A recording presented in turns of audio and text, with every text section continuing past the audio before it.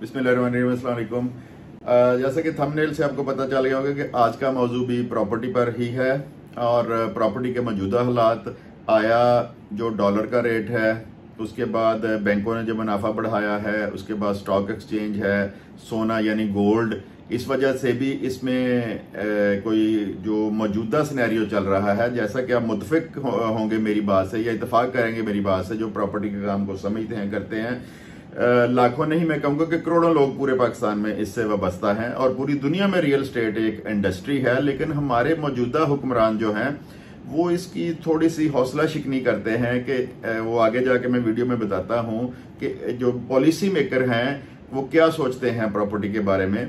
तो जैसा कि आपको मालूम है कि पिछले 10-12 साल का जो वर्स्ट तरीन दौर है मौजूदा, एक साल पीछे चले जाएं तो प्रॉपर्टी पे वो आया हुआ है।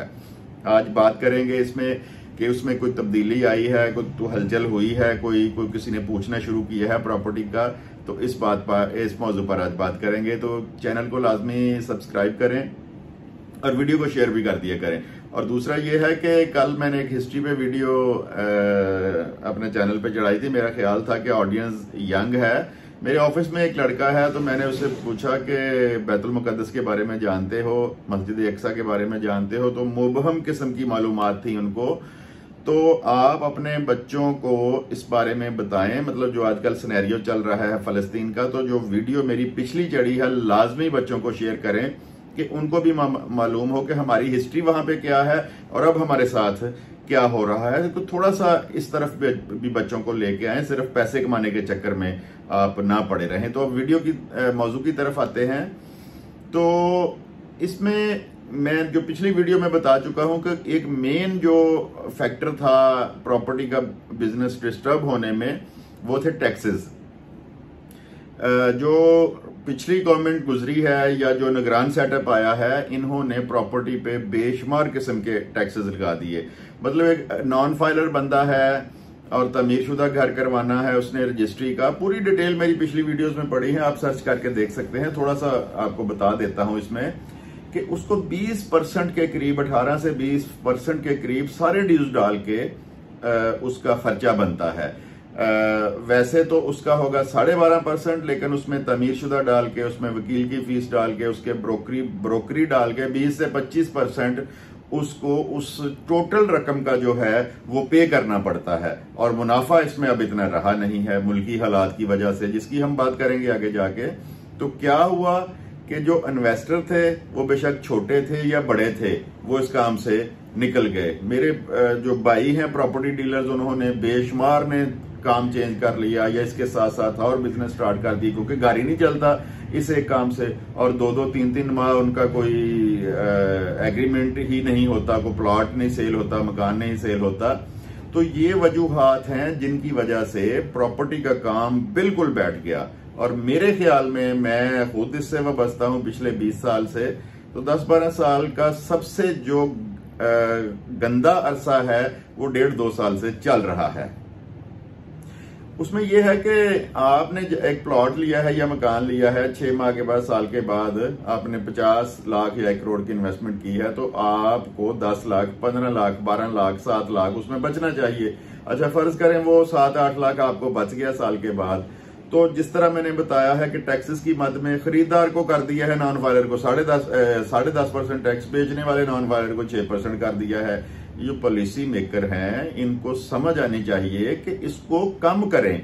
एक तो रोजगार बढ़े, रोजगार चले लोगों का, और दूसरा लोग टैक्स जमा करने पर भी आमादा हों। अब एक छोटे से छोटे प्लाट का 15 लाख के प्लॉट का टैक्स ही 30,000, 40,000, 50,000 रुपया बन जाता है, तो फिर लोग उसमें चोर रास्ते भी ढूंढते हैं। टैक्सों में बेशुमार चोरी हो रही है, इसको कम करें, 1% कर दें, आधा फर्ज करें, फाइलर को 1% कर दें, नॉन फाइलर को 2% कर दें, कोई लोगों का दिल भी करे टैक्स जमा करवाने को। तो एक तो ये रीजन है इसकी। उसके बाद आ जाता है डॉलर। मुल्क में जो मौजूदा हालात चल रहे हैं उसमें प्रॉपर्टी का काम बैठ गया। हमारी इकोनॉमी जिस तरह डिस्टर्ब हुई, उससे क्या हुआ, बिजली के रेट बढ़ गए, सुई गैस के रेट बढ़ गए, तो हमारी जो इंडस्ट्री थी वो कम्पीट ही नहीं कर रही बाहर। तो एकदम एक्सपोर्ट भी हमारी बंद हो गई। एक्सपोर्ट बंद हुई, लूमें बंद हो गई, फैक्ट्रियां बंद हो गई, मजदूर बेरोजगार हो गए, मिलों वाले बेरोजगार हो गए, या उनका जो प्रॉफिट है वो कम हो गया। अच्छा, वो असर आते आते दुकानों पे आ गया। अब जो कपड़ा बनता है दुकानों पे सेल होता है, तो वो जहां पे उनकी सेल फर्ज करें 10 लाख रोज की थी, वो 1 लाख रुपए पे आ गई।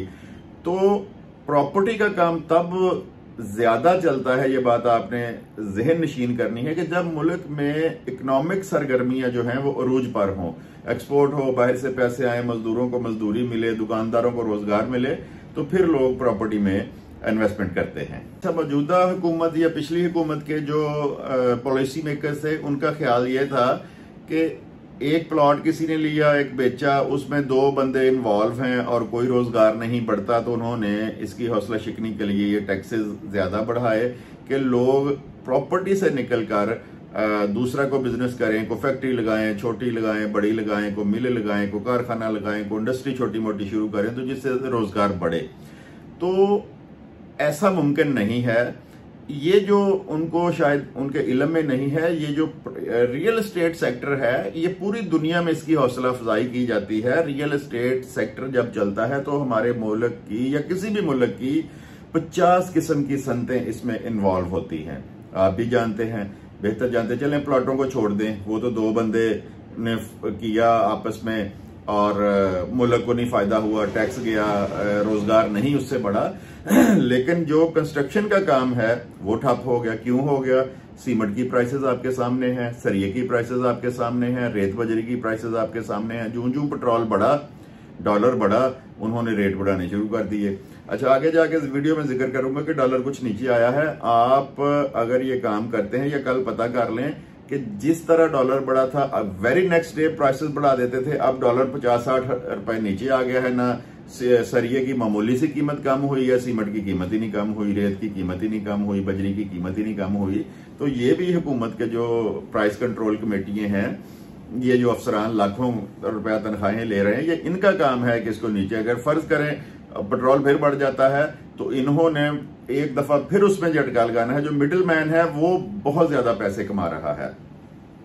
तो जो इंडस्ट्री है कंस्ट्रक्शन की, मेन उसमें आपको सबको मालूम, लेकिन मेन जो हर बंदे को मालूम है, उसमें भट्ठा चलता है, ईंटें बनती हैं, कोयले का काम होता है, ट्रांसपोर्ट का काम होता है, मजदूरी मिलती है। एक घर बन रहा है तो 20-25 लोगों को उस पर मजदूरी मिस्त्री मिला के वो मिल जाती है। उसके बाद सरिया आ जाता है, उसके बाद सरिया जो काट के छतों पे डालते हैं वो आ जाते हैं। वो जो एक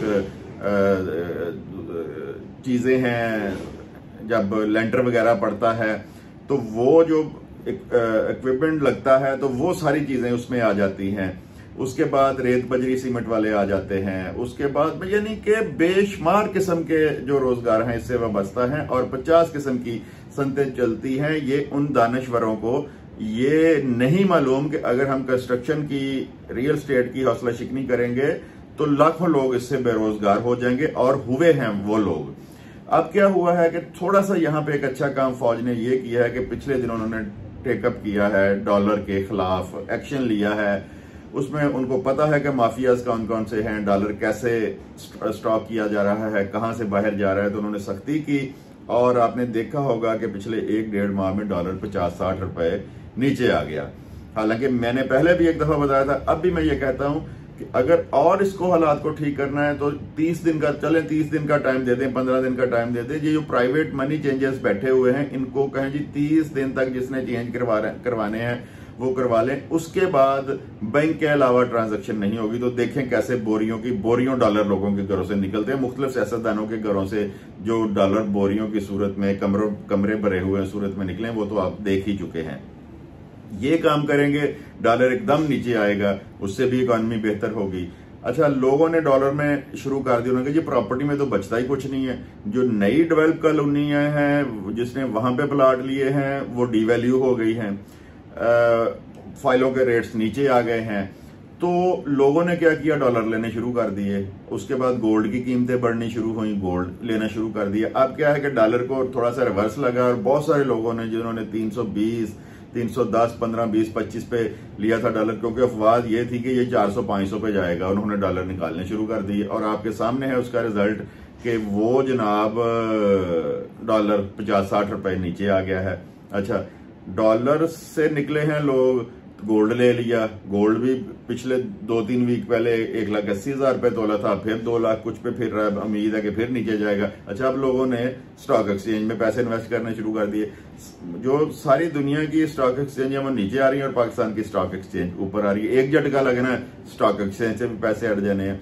तो अब जब डॉलर के जो अगेंस्ट पाकिस्तानी रुपीस लोगों के पास आए हैं, उससे क्या हुआ है पिछले 1-1.5 माह में, अगर आप प्रॉपर्टी का काम करते हैं, प्रॉपर्टी का काम समझते हैं, तो 1-1.5 माह से जो मैंने देखा है कि प्रॉपर्टी के काम में थोड़ी बहुत हलचल हुई है। लोगों ने पूछना शुरू कर दिया है प्लॉटों का, लोगों ने मकानों का पूछना शुरू कर दिया है, कंस्ट्रक्शन शुरू हो गई है।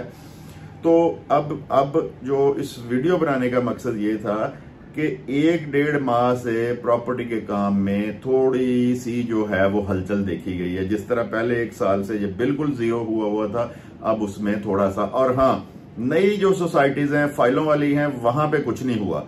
जो डेवलप सोसाइटी हैं, अच्छी सोसाइटी हैं, वो कराची में हो, लाहौर में हो, इस्लामाबाद में हो, फैसलाबाद में हो, वहां पे लोगों को प्रॉफिट भी मिल रहा है, प्लॉट भी सेल हो रहे हैं, घर भी सेल हो रहे हैं।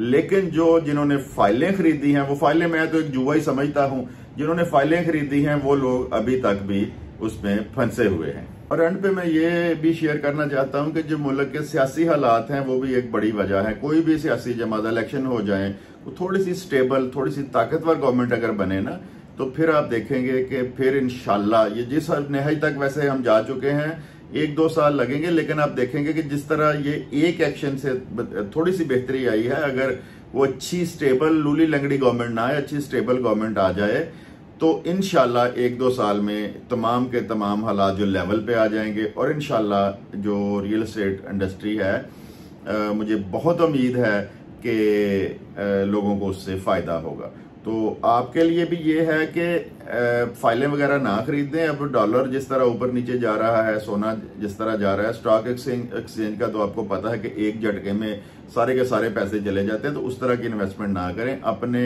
एरिए में, आप लाहौर में हैं, आप शेखुपुरा में हैं, आप गुजरांवाला में हैं, आप इस्लामाबाद में हैं, आप पिंडी में हैं, आप कोयटा में हैं, आप कराची में हैं, आप फैसलाबाद में हैं, जो बड़े शहर हैं, सर्च करें कि कौन सी सोसाइटी जो है डेवलप हुई है, फाइलों से निकल चुकी है, लोग मालिक बन चुके हैं, तो उनमें इन्वेस्टमेंट जरूर करें और इंशाल्लाह ताला आपको उसके बेनिफिट्स भी नजर आएंगे। तो वीडियो को शेयर लाजमी कर दें दोस्तों के साथ, ज्यादा लोगों तक ये मालूमात जाए, और चैनल को लाजमी सब्सक्राइब करें।